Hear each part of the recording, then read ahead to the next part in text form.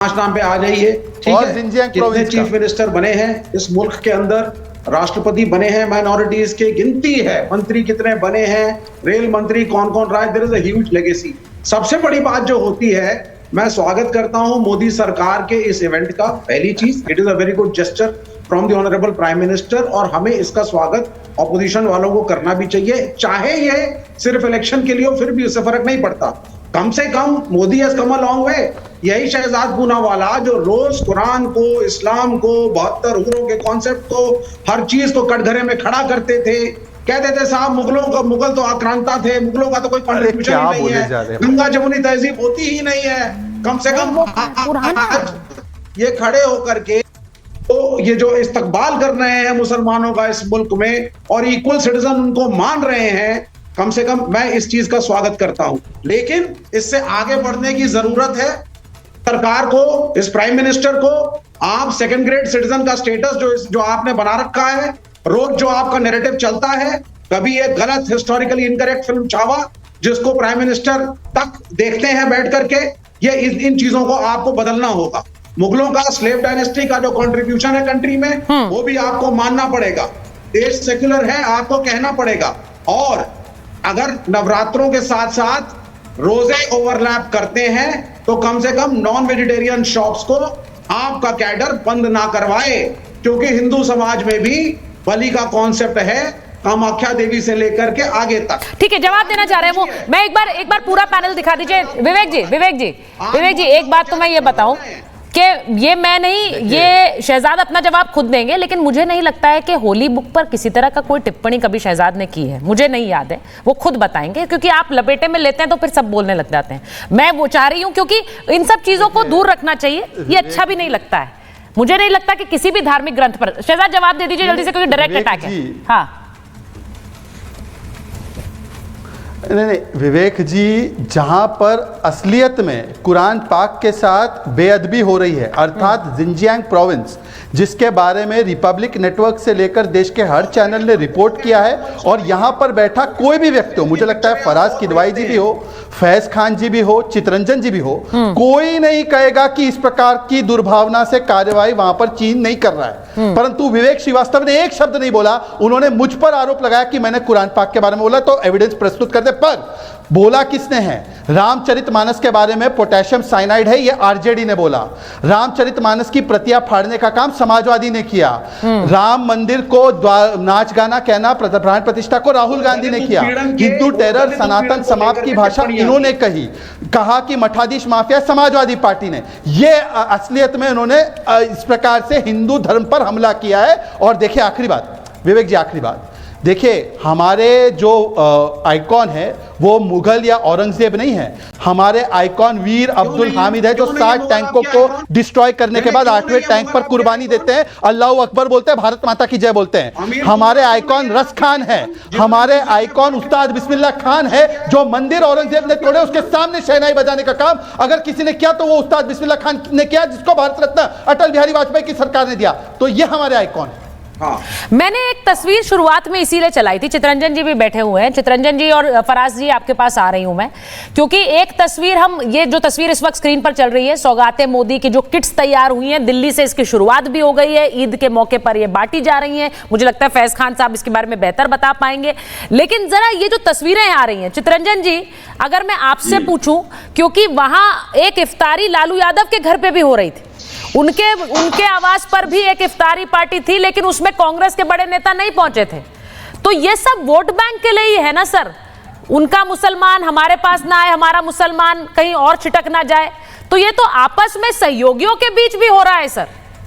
नहीं, फिर बीजेपी पर किस बात का आरोप है? नहीं, सुन लीजिए जी। जब कोई नई चीज होती है तो आश्चर्य होता है। हाँ। आज हंसी आ रही है जिस जंग से जो है मोदी का सौगात की बात आप कर रहे हैं, तो हंसी आ रही है। लग रहा है कि इतना बड़ा मजाक भी हो सकता है, लेकिन इतना बड़ा मजाक अगर कुछ होता है तो बड़ी हंसी आती है।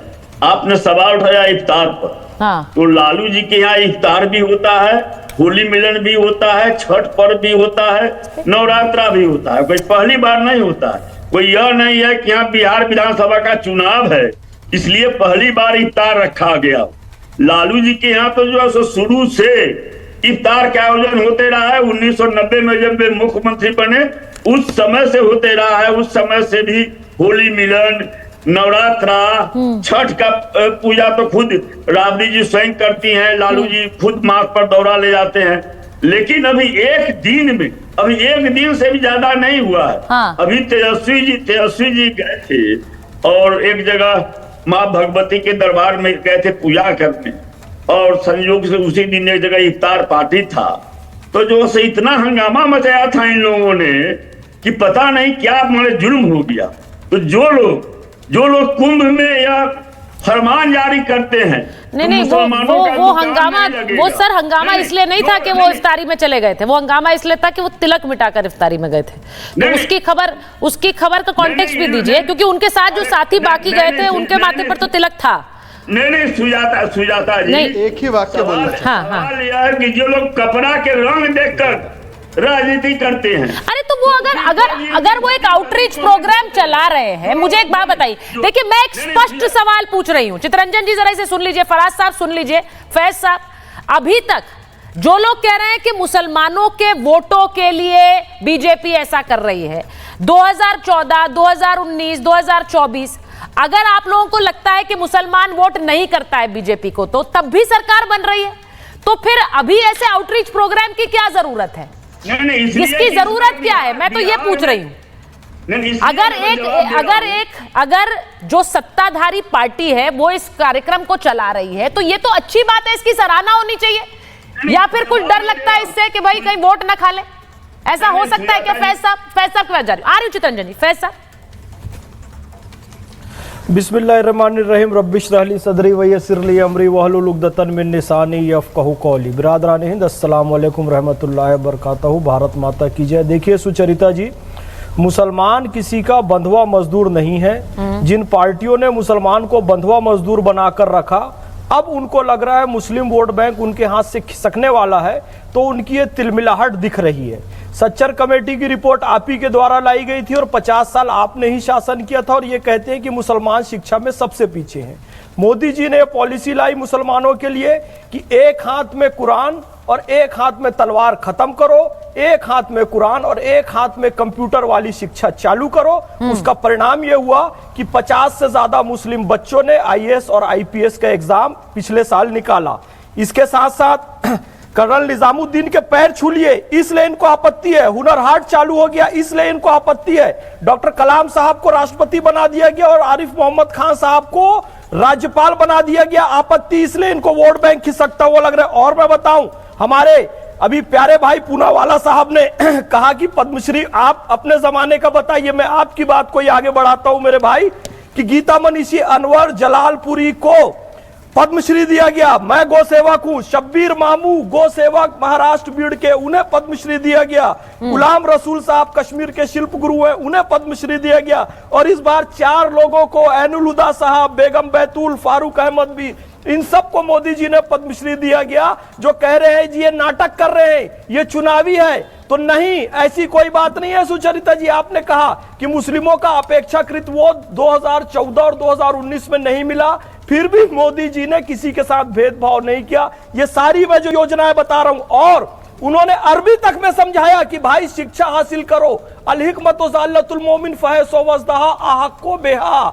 दुनिया में जहां भी ज्ञान मिले उसे निसंकोच हासिल करना हर मुसलमान का हक है। आप मोदी जी की स्पीच निकाल कर देखिए कि भाई हिंदी में समझो, शिक्षा हासिल करो, नहीं तो अरबी में आप समझो। मोदी जी जब इतना कर रहे हैं, मुसलमान वोट दे या ना दे इससे उनको मतलब नहीं है। आयुष्मान का लाभ मुसलमानों को मिलता रहेगा, उज्ज्वला का लाभ मिलता रहेगा, हर घर नल योजना का लाभ, प्रधानमंत्री आवास योजना का लाभ, उस्ताद योजना का लाभ मिलता रहेगा। तो ये आरोप गलत है कि चुनाव के कारण कर रहे हैं।